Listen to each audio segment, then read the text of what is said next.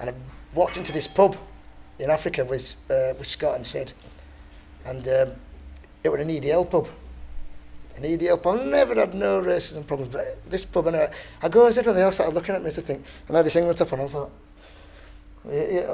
as if what you doing here? Yeah. Oh, I'm with England. He says, no, you're not. I says, I'm England, I've got England. I says, no, you're not. He says, I'll never forget it. And they said, if a dog is born in a stable, don't make it an horse. And that's what he said to me. I said, well, I don't know. I said, come on, you know what I mean? And that's the time when Tommy Robinson was involved with it all. He was the leader of the EDL, and it was just the pub was full of EDL. And I said, well, come on then, if we're going to get hammered, let's go outside then. And he goes out and he had big minders. What Tommy Robinson did? It wasn't Tommy Robinson at this point. This guy? This guy, yeah. Anyway, at that point, it was a lot of scuffle, but not happened. But you know what I mean? That's why, EDL, I've always got a bit of I think as well, racism in football, you think it's nearly stamped out, but look at that Bulgaria game. It's like I said, these communist countries, they're 30 years behind everywhere. You know what I mean? So the hooliganism is just coming up. You know and I always think as well over here, I mean I could be wrong, but there's an odd case of racism. Like I say, I go week in, week out, and I get no. But when I saw that Bulgaria game, I thought, bloody hell. But I'm thinking, well, why is that? But if you think over back in Bulgaria and those sort of countries, their way of life isn't. It's almost we've got more to lose. They've got little to lose, so they're not that fussed. This is controversial because, in my opinion, I think the black person, by the monkey chants and that, it is bad. But somebody like me of brown skin, I get it worse than them because they think I'm a Muslim. They call me Paki, blah blah blah. You know what I mean? Go home, blah blah blah. You know what I mean? I'll never back down. I'll never back down with it. But you've never had that in. You've never had that over here. It's just over in South Africa, or that's my thing. I think the black person in England is accepted because the good players, the top players, they didn't know people of Indian descent playing, so there's still us get it. That's why you go to a game. How many people of say Indian do you see there? Going to England or any game. The only time I've ever seen an Indian player play, there was a guy called Luke Singh? No, Harpal Singh. But it don't bother me. I'm not, I'm not a snowflake. I can take, but I won't back down to them. I'll go against win, lose or draw. I will never back down. I won't do. But I know not necessarily one in South Africa that were the problem. No, just the EDL were there, wasn't it? Really, you want us other South Africans. And it's funnily enough, Tommy Robinson almost got me hit sack as well because I put on Twitter. He put on about a rally or something. So I messaged him and I said, "You should come to Morley. They'll love you here." It's a joke. Anyway, somebody reported me saying I'm inciting racial hatred. I says, really? Honestly, yeah. You sent a photo of yourself back. And I went, really? But so Tommy Robinson started following me then. He followed me, on Twitter. And that's what got me in trouble. But it is what it is. But, it still goes on, but it is what it is. Italy's really bad for it. Italy, yeah. Yeah, see that coming about Italy the other day. They kick ball in ground, Kick ball in ground, but what's bad about it is the owners and the manager deny it and say, we're never going on and put it back and tell you about it. And then the video footage comes out of them actually doing the monkey chants, but no repercussions come from it. You wouldn't think that Italy would be that far behind as a community than what we are. Although it doesn't do that well, does it, in Europe as a country? It's quite it suffers a bit, doesn't it, really? You just got, it is what it is with this racism now. You just got to, if you look, it's getting to you. That's what they want. They're winning. You know what I mean? People call me, it's a so be it. Good on you. You know what I mean? I'll never back down on them, ever. So you get it a little bit wrong sometimes on Facebook, don't you? Yeah. I don't think you do it deliberately either. I think it's just heat of the moment, isn't it? And then all of a sudden you think... No, but everyone knows I'm town round here. And it's all banter and that. Yeah. I go to a game. I know all these boys. I know them all from. Actually, working at a guy at Rothwell who was up with, you know, I won't mention names, but you've got this service crew in Leeds, haven't you? And that. Have you ever been in contact with service crew? I know them all, yeah. I know them all.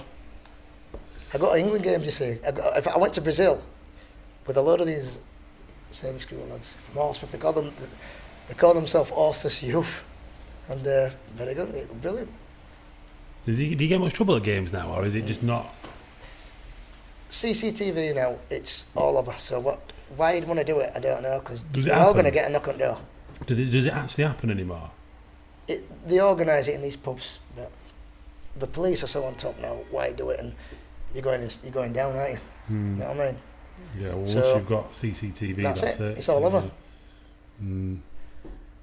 But yeah, so I mean, like I said, I've got Huddersfield, and I actually played a bit of rugby league in my time. Not very good at it, but I played in Challenge Cup for BRK.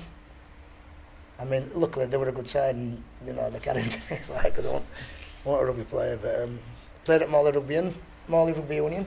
Can you see how many people know me? Because I played all the sports around here. You know what I mean? Football, played for Gillison Taverners, played for Merck, played for Cross Keys. Is that how everybody knows you, do you think? I played rugby for Drigg and swimming, and I go around more. So. And do you still do many sports now yourself, or is it just boxing? Just coaching now, coaching now. Biking. Don't you find as you get older, because I'm only a little bit, I'm 39, 40 next month, but your recovery's a lot harder, isn't it? As soon as you get to about 35, 36, I ache when I get out of bed. And there comes a point where I've always thought I was fit and invincible, and then all of a sudden your motivation goes it's just because you're recovery aching. now. It's just recovery, because I mean I've run loads of half marathons and a full marathon. I did a charity swim in Channel on Boxing Day this year, and that was cool. That was very cool. You swam the Channel? Not the Channel, swam in the Channel. You swam in the Channel? On Boxing Day at 10 o'clock in the morning. So imagine you have Christmas Day, you're leathered, and then you go in pub, because I went out to see my sister, she lives in Deal.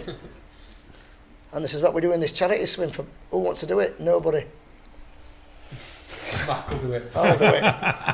So I thought, I'm a charity swim. They all have these fancy costumes and all that anyway. So I'm going to have to do it now, aren't I? So I had shorts and that's it. Which channel were it? Next to Dover. You could see Calais. You swam in the Channel of Dover? At 10 o'clock. No. What did you have on? Just shorts. And how long did you swim for?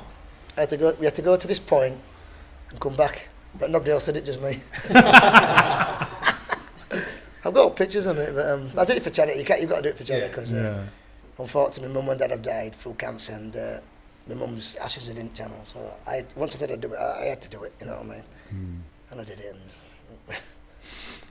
Do you do a lot of charity work? Yeah, I've done a lot of charity work. Like I said, I ran the Leeds Marathon when it was a full marathon. So if you've done a Leeds Marathon, you've done half of it. Imagine getting to the finish and have to do it again. Yeah. I thought, fuck. They say when you do 13 miles, if you can do 13 miles, you can do 26.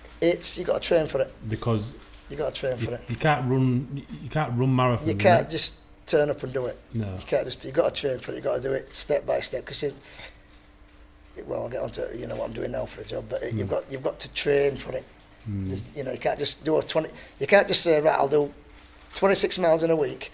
So you've got to do like 5k, 10k, do an half, do a 20k run, and then do a 25, and then you've got to train properly for it, because the knees, it's mental. Yeah, I don't think I'd be able to do that now. And I've cycled. I've done miles. With Huddersfield 18 as well. stone. With Huddersfield as well, we do charity bike rides, and we did Huddersfield to London on bike. When was that? A few years ago, and that was for Yorkshire Air Ambulance. And so you're a very, very busy guy, aren't you? Yeah. You do a lot of sport, you do a lot of charity work, you get funny, about and about, you travel the world. It's funny because of my age now, everybody's settled down, married, kids. I ain't got kids, I'm not married. You know what I mean? So it's like I go through phases, like people coming up on that. But everybody knows me.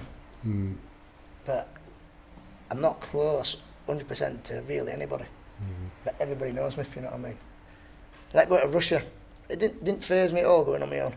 I mean, it could have backfired. I could have got killed. Not many people do go to Russia. Not many people go on holiday on their own, but Well, it's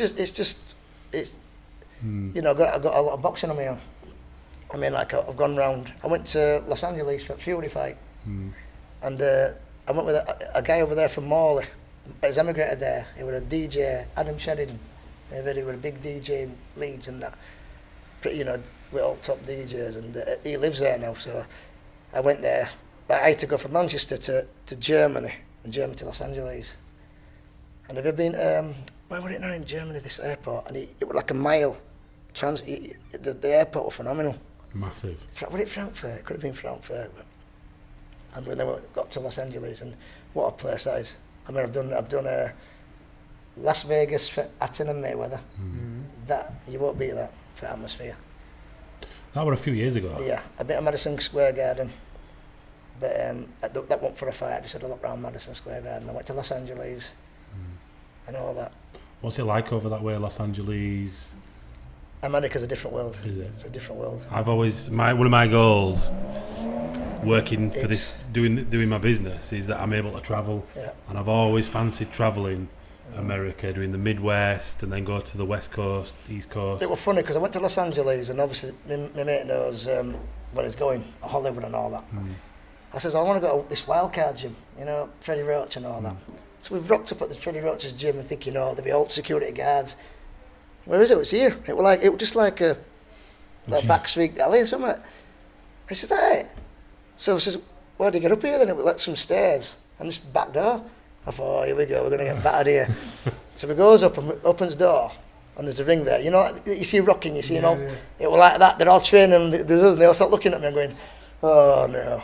Anyway, Freddie Roach is there. And he comes up, oh, hello, I'm Freddie. How are you? Right. I says, oh, we're from England. I'm from England, blah, blah, blah. So I had my big town flag with me as well, you know. So I says, right, come with me. Freddie Roach. So we're going down these stairs. I'm looking to my mate, Freddie Roach this, you know what I mean? So come down here. This is where all fighters train. You know, like all greats. Muhammad Ali's training here. Tyson, Manny Pacquiao in this ring. Because if you ever see Manny Pacquiao training at Wildcard, it's not where it is at the top. It's in this. This is what it showing us around all these photos. This is so and so. I'm thinking, look, it's fucking Freddie Roach. So, you know, like I couldn't believe how nice you this were fella almost was. starstruck, weren't you? It was like.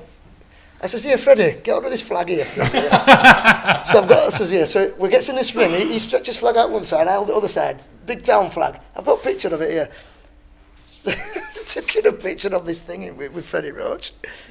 So I'm thinking, surreal. Freddie Roach is a town flag. Okay, but really good. But that's got to be my best moment in boxing, seeing Freddie, and Freddie Roach has done the greats. You know what I mean? He's a smart individual.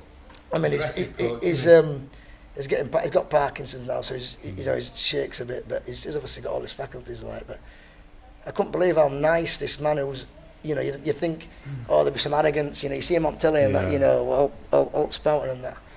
But this Freddie Roach, you know, who he's trained and that, because he actually in the corner of Tyson Fury. I've seen the clip of it. There were Fury, Ricky Hatton and him. Yeah. And it was brilliant. It was one of the best, if not the best experience of my life. I mean, I'll get on to what I'm doing now, but I did a training session with Floyd Mayweather Senior on pads. So imagine doing pads with Floyd Mayweather, thinking, this is Floyd Mayweather's father, this, you know what I mean? How did he get involved with Floyd Mayweather Senior? You had to sign up, you had to pay to do a session with him down London.